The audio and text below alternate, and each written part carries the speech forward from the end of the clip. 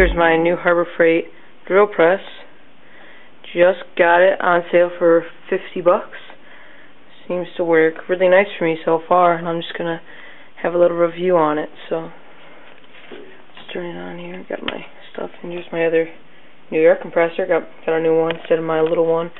Works a lot better also. But back to the drill press. Let's see. Simple.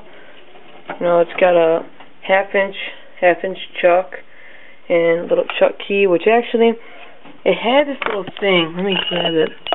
It had this thing inside of it with this pen spring looking thing, and this came out of the front right here, and it kept it so when you would put it in your chuck right here, that it would spring itself back out, so it was never stuck.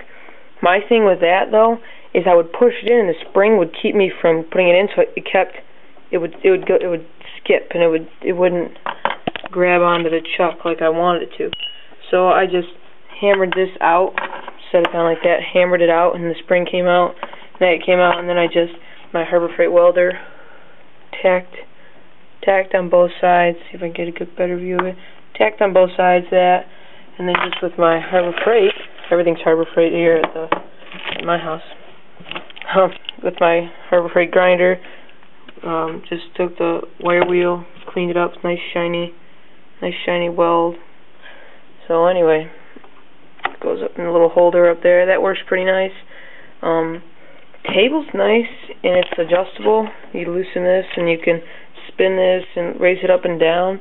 And one thing I found to be weird about this, the chuck is actually just pushed up. It's a friction fit, which is kind of weird. But I mean, I hit it with a mallet up there, and I don't know how else it sticks up in there, but it's in there really well. Like, it's not going anywhere. So I'm not too worried about that. But I thought that was a little weird. Another thing that's good about it is you do have your depth. Right here you got a depth gauge, goes 2 inches of depth.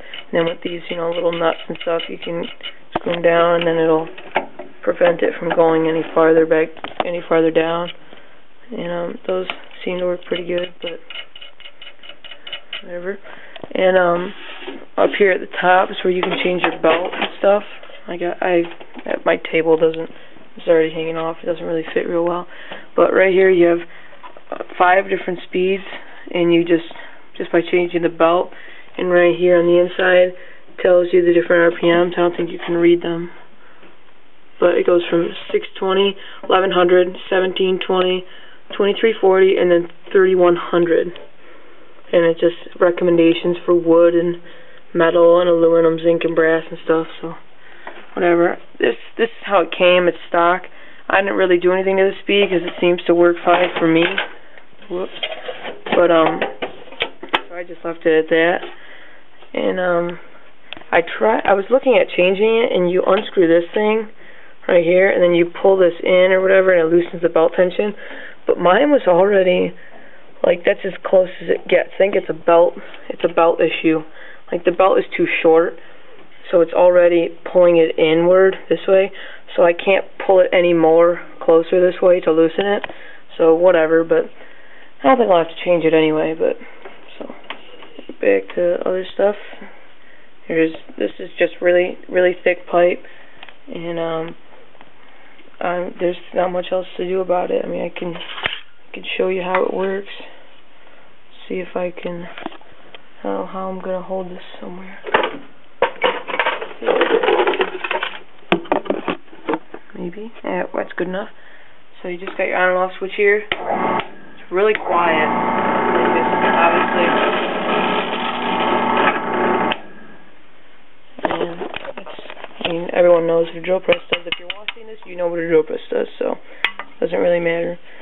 And you can change down here. There's a big nut right here, and you can change the angle of your table, and there's a little degree sticker there. And that's pretty cool, but I just keep it flat all the time just because I don't need to do anything on angles.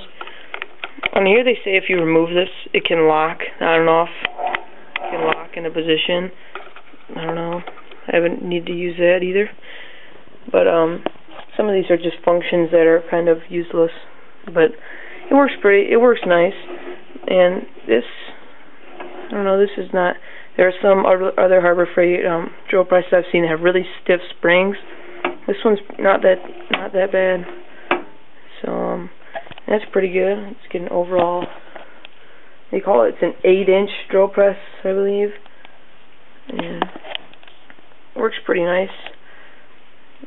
For the stuff that I do, it works very well. I'll just get in, not going to drill anything, but I'll show you this thing. You loosen this. Gonna move that up and down. Turn it any direction you want. Whoops.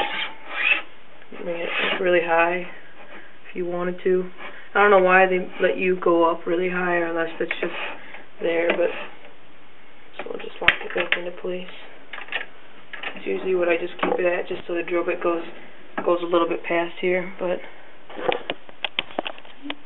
works well for what I need. But I am going to get a little milling vise, probably.